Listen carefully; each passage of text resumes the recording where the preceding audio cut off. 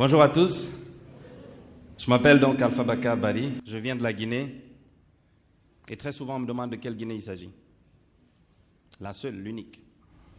La République de Guinée. Celle que tout le monde a copiée, parce que nous avons le copyright. Donc la Guinée-Bissau, la Guinée équatoriale, etc.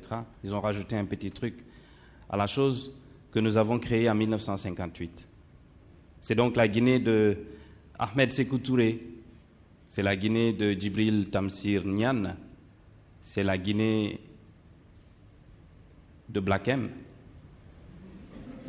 C'est la Guinée de MHD. C'est la Guinée des frères Pogba. Je viens de cette Guinée-là. Alors, en venant ici, j'étais partagé entre vous parler de mon institution de microfinance qui a aidé environ 7000 jeunes à s'installer et à développer leurs activités à travers le crédit, ou à vous parler de mon aventure dans l'apiculture, l'agriculture donc, où nous avons créé notre propre label d'export de miel, ou d'une toute autre aventure qui a impacté ma vie, qui a impacté la vie de milliers de jeunes Guinéens, et qui, je suis sûr, si elle est répliquée correctement dans les pays africains, va impacter la vie de millions de jeunes.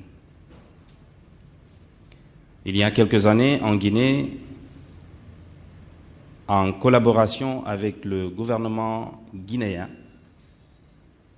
nous avons développé un petit projet dont je vais vous parler tout à l'heure. Mais avant cela, savez-vous qu'en Afrique du Sud du Sahara, les statistiques disent qu'il faut 3 étudiants pour avoir accès à un livre. Donc un livre, c'est quelque chose de rare, n'est-ce pas?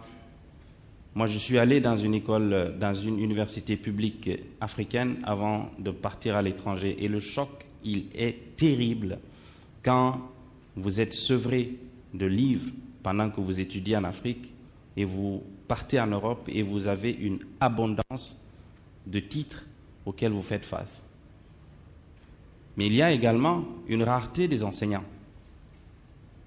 et une rareté des salles de classe dans les universités. L'université de Ouagadougou ne compte que 20 000 places pour 70 000 étudiants. Je suis sûr que c'est la même photographie dans toutes les universités africaines, francophones surtout. Les gens se bousculent le matin pour avoir les premières places devant et écouter le professeur. Mais aussi, certains font tout leur cursus sans avoir accès à une ressource pédagogique qui peut agrémenter leur recherche. Alors avec le gouvernement guinéen, nous avons développé ceci. Vous l'attendiez ? Elle est arrivée. Sincéry, la tablette didactique guinéenne. Pour une tablette achetée, bénéficiez d'un accès à plus de 500 cours en ligne, 100 000 livres et ressources pédagogiques, ainsi que tous vos supports de cours. Sincéry, pour chaque étudiant, plus qu'une tablette. Android 5.1, elle est dotée d'un processeur quad-core Mediatek, d'un écran 10,1 pouces, de 1 Go de RAM DDR3 et 32 Go de mémoire, et d'une caméra de 5 mégapixels avec flash. Sincéry est disponible dans toutes les agences et points de service Jatrofa. Sincéry, chaque étudiant, une tablette. Une tablette, une seule. 350 000 ouvrages, 500 cours embarqués, des MOOC, donc des classes virtuelles, des SPOC, des bibliothèques virtuelles, des tutoriels. Tout ça pour $2 par mois. Ça fait rêver. Hein? Là, je vois que les gens bouillonnent, ils en ont envie. 8000 étudiants guinéens ont eu accès à ce petit instrument. 8000 étudiants qui seraient dans la fameuse statistique de la Banque mondiale. 8000 étudiants qui seraient en train de se bousculer devant un amphithéâtre pour avoir accès à une place à l'avant et écouter leur professeur. Ces 8000 personnes ont pu sensibiliser 20 000 autres personnes à l'accès au contenu à travers le numérique.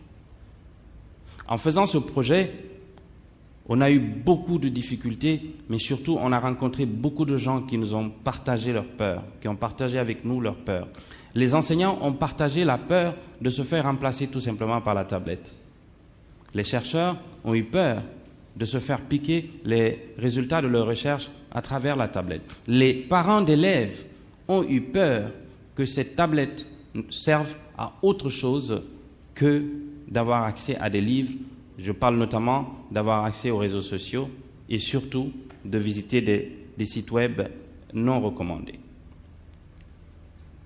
Eh bien, tenez-vous bien, malgré tout ceci, nous avons mis en place ce projet, nous avons distribué 8000 tablettes aux étudiants de Guinée. Mais qu'est-ce que nous avons appris et pour nous, quelle est la leçon à repliquer dans les pays africains?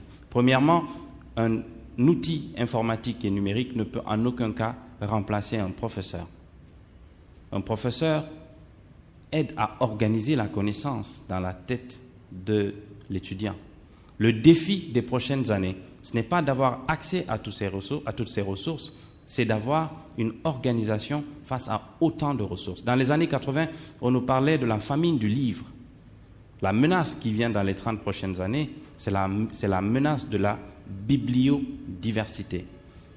C'est-à-dire que nous allons être sujets à un bombardement intense de titres venant de l'étranger parce que, au niveau de nos universités, les enseignants de rang magistral ne produisent pas de contenu accessible.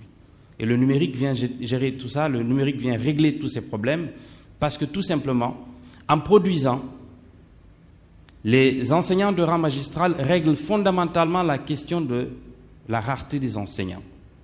Vous pouvez vous asseoir à l'université d'Abomey-Calavi, suivre un professeur à Harvard. Vous pouvez rester à l'université d'Ibadan, suivre un autre professeur à l'université de Lagos. Vous pouvez être à l'université de Conakry, suivre un professeur à l'école polytechnique. Mais ce n'est pas tout. Vous pouvez l'écouter, encore l'écouter, parce qu'il est dans votre tablette. Vous pouvez l'arrêter, vous pouvez le retourner, vous pouvez dormir avec lui, vous pouvez lui poser des questions. En fait, vous pouvez même mettre fin à la fameuse statistique qui voudrait qu'il n'y ait que 45 étudiants pour un professeur. On aura un professeur pour un étudiant. Mais ce qui est encore plus intéressant, c'est l'accès à l'outil lui-même. Moins l'outil est cher, plus les gens l'achètent. C'est ce que nous avons réglé en mettant en place rapidement en Guinée une unité d'assemblage de ces tablettes. Au mois de mars prochain, la Guinée produira les tablettes qui seront données à ses étudiants. La troisième chose, c'est le contenu lui-même. Il est temps, c'est l'occasion, c'est l'opportunité pour nous Africains de produire de la connaissance, de la fixer, de la partager et surtout de participer à la démarche de construction scientifique du monde. J'aimerais bien que moi, mes enfants, puissent apprendre la tradition africaine, les us et les coutumes de mon pays, mais aussi d'autres pays à travers leurs tablettes. Saviez-vous qu'il était possible pour les étudiants de médecine d'avoir accès à l'anatomie et à la physiologie avec la réalité virtuelle ou la réalité augmentée? Plus besoin d'aller dans un laboratoire, ils peuvent, avec un tutoriel, procéder à des expérimentations scientifiques dans leur maison. Nos enfants ou nos petits-enfants vont passer leurs examens dans un café. Ils passeront les examens sous l'arbre à palabres parce qu'ils auront leur outil numérique accessible sur lequel ils peuvent passer, reviser, passer des examens, se faire évaluer et valider des diplômes. Mais en fait, nous-mêmes, nous le faisons. 30% des diplômes et certificats distribués dans le monde le sont par le numérique. Nos enfants pourront avoir des répétiteurs, des robots répétiteurs. Ça se passe maintenant. J'étais il y a quelques semaines à Vienne où, pour Noël, les parents d'élèves offraient des robots répétiteurs, des robots liseurs, lecteurs à leurs enfants. Réfléchissons à comment nous pouvons participer à la construction scientifique. J'en parlais tout à l'heure. On dit que l'Afrique a une tradition orale. Le numérique nous donne une occasion unique de fixer notre oralité, de fixer nos traditions et de les partager. Fixer nos traditions, fixer notre oralité va tout simplement sauver notre culture, mais aussi et surtout partager ce qu'il y a de positif en Afrique. Le téléphone que vous avez, la tablette que vous avez, l'ordinateur que vous avez, c'est le début d'une belle aventure africaine, de l'aventure du développement africain par l'éducation. Et chez nous, on dit souvent qu'il faut une famille pour élever un enfant, mais il faut tout un village pour l'éduquer. Soyons le village africain de l'éducation en participant au numérique.